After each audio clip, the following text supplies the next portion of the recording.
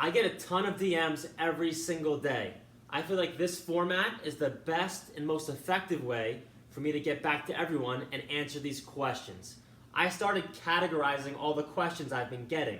I get questions about training, games, different sports, diet, marketing, social media, business questions, advice, all this stuff. So I started breaking them up and putting the questions into the specific categories. Today's category is going to be mindset. So I took 5 of the most common questions I get that have to deal with mentality or mindset, and I'm going to answer them in this segment. There's going to be 5 questions today. I got to unlock the phone and find the first one. Okay, first question. I struggle to get up for training and have energy day in and day out. What should I do? It's a good question. My honest answer to that would be, if you're struggling to get motivated for training, then you probably don't really want it that bad, and it's probably a profession that you probably shouldn't pursue. If you want to be a super high level and you're aspiring to go pro or Division 1 or whatever, you shouldn't be struggling to have motivation. If you really want it, you should be super motivated. That doesn't mean you have to like training. I'm pretty sure Muhammad Ali at one point said he hated every minute of training, but he loved winning, or I forget the quote, blah, blah, blah. He hated training, but he knew how much it helped him and everything else. So again, you don't have to like training, but you are super motivated to train because you know you need those training sessions to reach the ultimate goal. Go D1, be a pro athlete, whatever your goal may be. So if you're lacking motivation to train and energy, then you probably really don't want it that bad, and maybe you shouldn't play anymore. Maybe you're playing for the wrong reasons. Who knows? But that'll be my advice. If you're struggling for motivation, then you really don't want it, and you probably don't have it in you to really make that long run. I use this example all the time for clients that I feel like are struggling when they come into me to train hard. I'll have like a young boy, 13, 14 years old. He'll be kind of going through the motions, and I'll be like, bro, if Cristiano Ronaldo walked in my door right now, said nothing, and sat on that bench right there and watched us train right now, what would you do? The response is always the same. I'd be playing super, super hard, and I'd be flying all over this gym. And I'm like, exactly. But the fact that you need that man to come sit down to get that out of you is all I need to know. That can't happen. Whether it's an empty gym with no one for miles or the best soccer player on the planet watching you, it shouldn't matter. I should see the same person. So until you have that, and I don't even know if you can get that, to be honest. I think you're born with it and you learn it early on. It's instilled with you at 2, 3, 4, 5, 6 years old. I think by 13, 14, mentality, it might be too far gone, if I'm going to be honest, for any real change. But that'll be my advice. You have to be so self-motivated for training. You can't force it. So if you really don't want it and you don't have energy to go to training, then this is raw, this is uncut, but maybe you should do something else. Okay, question number 2. How should I attack my daily goals? I like this question, and I like how they use the word daily. I think goals can be separated from, daily, micro, small goals to long-term macro goals. You definitely have to have different types of goals. I have my macro goals that are 10, 20, 30 years away, my visions where I want to see myself. But then I also have my micro daily goals that I try to accomplish daily, weekly, monthly, and bang out quickly. My daily goals I'm trying to bang out with speed. When it comes to that, I put everything in writing. Everything in writing or type. Anytime something pops into my head that I think I might be able to do today or tomorrow or this week that might help me get to that big vision in the end, I shoot myself a text. I have a text in my phone. It's called me. It's my number, and it's forever long. It's never ending. Anytime something pops in my head where I think maybe the slightest bit it might help me with my long-term goals, I text myself. Boop, goes right in there. And at the end of every single week, every Sunday night, I go through the week long of text messages I've sent to myself. I scroll through them. Half of them will be like, this isn't important anymore. It's not going to work. I won't write them down. But there might be like 4 or 5 things I'm like, 7 days later, this still stands true. I then handwrite that into a notebook that I have. So I have a notebook for every week that goes by with the most important things I think I have to do to help me get to my main goals years away. So that's how I attack my daily little goals. I put everything down. I read everything, I write everything down, and I constantly look at it and think about it. And then subconsciously, when I'm going throughout my day, since I see this stuff all day long and I'm texting to myself, it's in here. I'm not thinking about it, but it's in my head 24/7. So every action I take throughout the day is to accomplish those little goals. And, every action, every meeting that I take, that every decision I make, without even thinking about it, is favoring those things that I text myself every single day. That keeps me on the straight and narrow. I keep it moving. Another thing to talk about when it comes to daily goals, besides just getting them done, is when you don't get them done. This is something that I've gotten better at.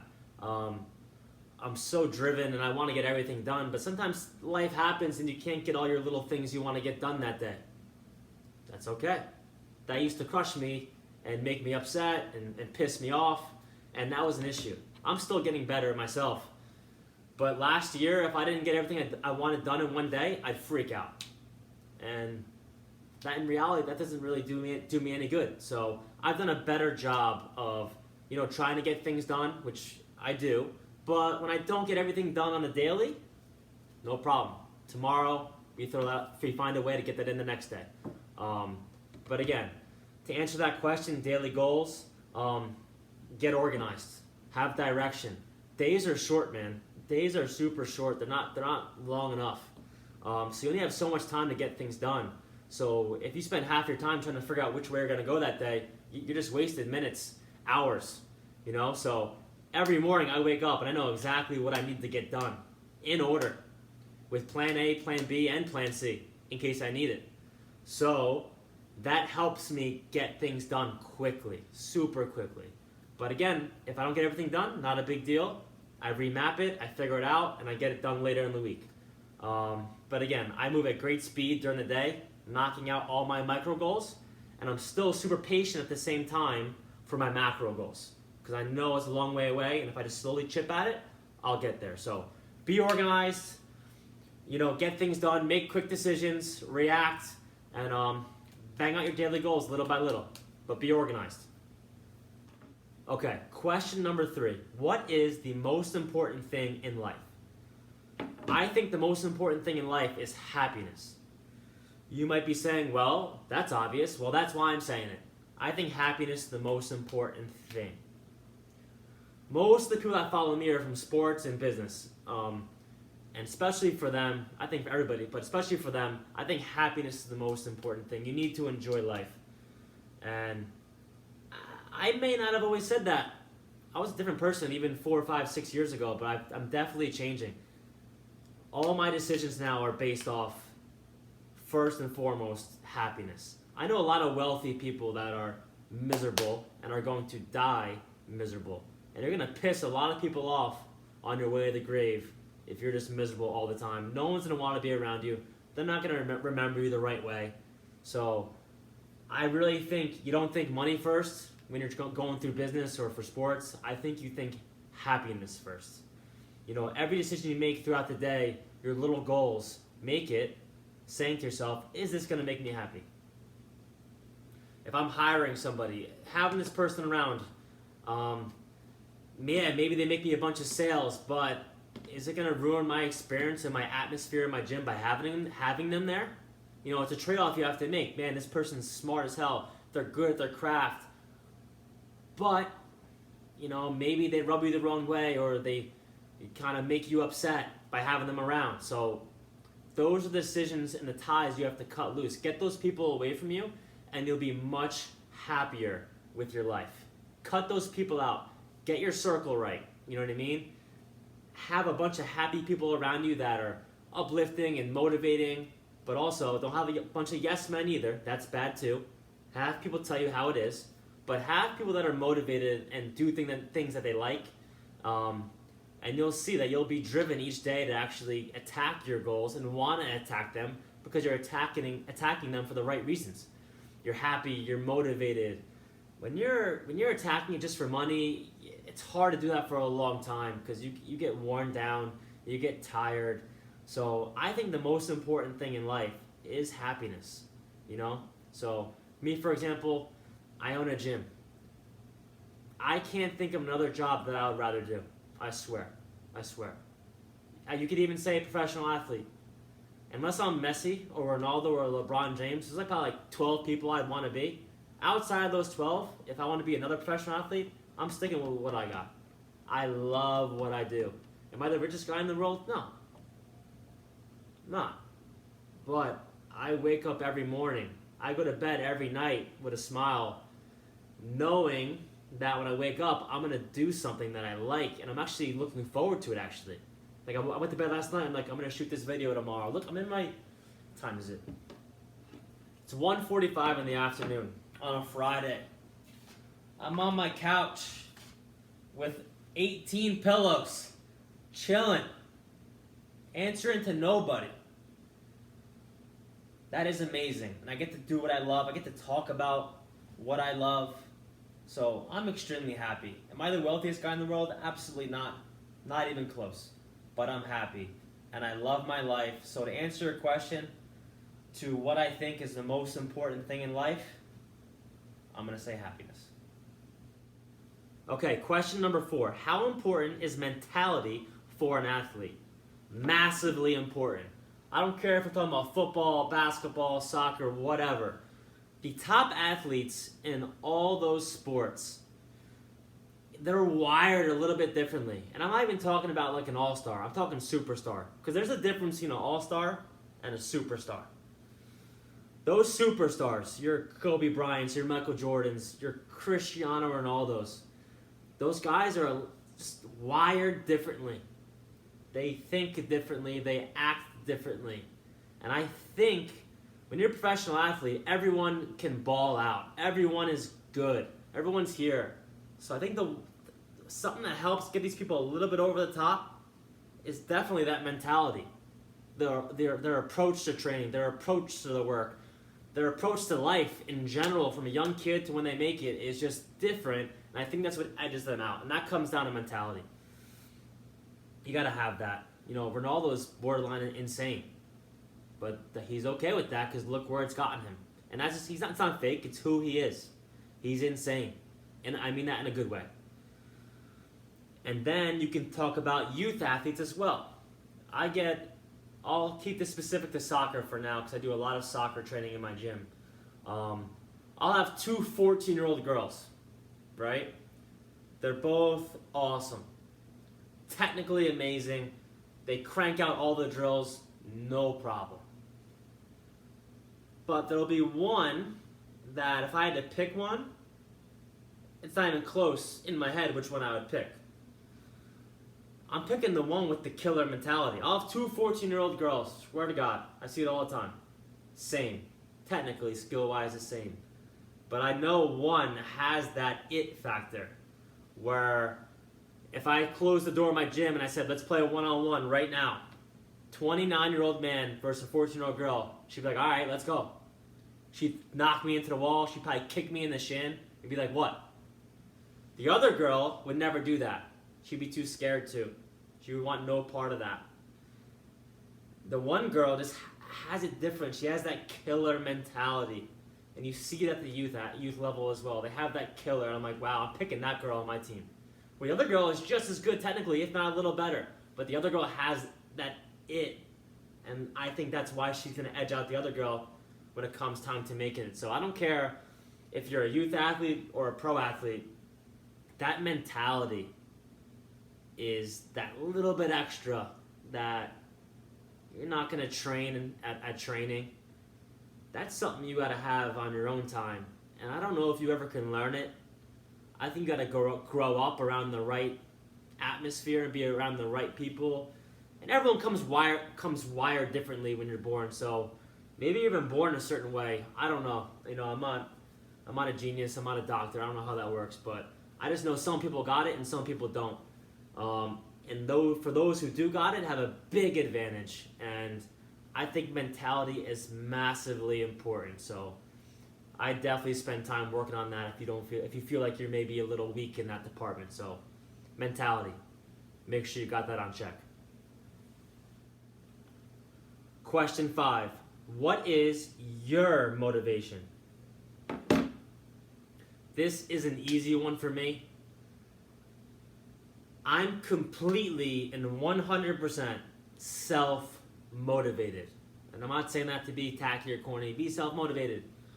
No, I really am. I don't need any motivation from anyone else whatsoever.